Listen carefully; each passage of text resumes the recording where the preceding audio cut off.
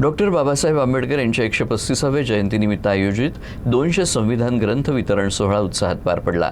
या कार्यक्रमाला विविध क्षेत्रातील मान्यवर आणि नागरिक तसंच आशा वर्कर्स मोठ्या संख्येने उपस्थित होत्या।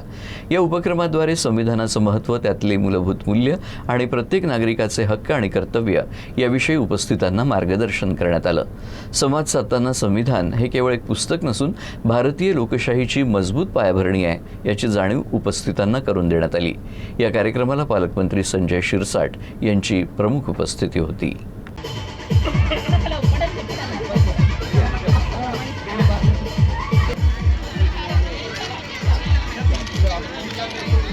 मी डॉक्टर बाबासाहेब आंबेडकर जयंतीचंच नाव ठेवलं की सर्वधर्मीय डॉक्टर बाबासाहेब आंबेडकर यांची 135वी जयंती साजरी करत असताना मनापासून मला इतका आनंद होतोय की बाबासाहेबांमुळं मला 2024चा महाराष्ट्र शासनाने डॉक्टर बाबासाहेब आंबेडकर समाजभूषण हा पुरस्कार दिलेला आहे।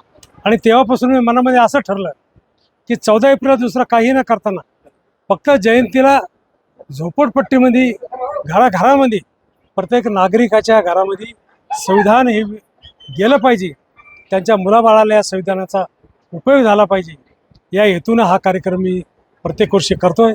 आणि मला या भागातील प्रत्येक नागरिकानं भरभरून साथ दिली।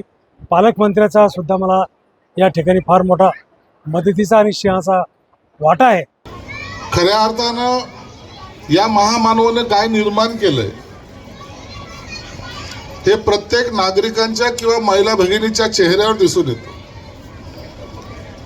आताही या ठिकाणी अनेक महिला भगिनी आल्या, त्यांनी संविधानाचं बुक आपल्या हातामध्ये घेतलं। मी त्यांना एकच विनंती करणार आहे, हे जे काही तुम्हाला दिलंय संविधान ते काही अंशी काय होईना पण वाचायला सुरुवात करा। नाही तर पुस्तक घरी घेऊन गेले, पुस्तकासारखं बाजूला ठेवलं, मग त्याच्यात काय लिहिलंय ते कळायला मार्ग नाही।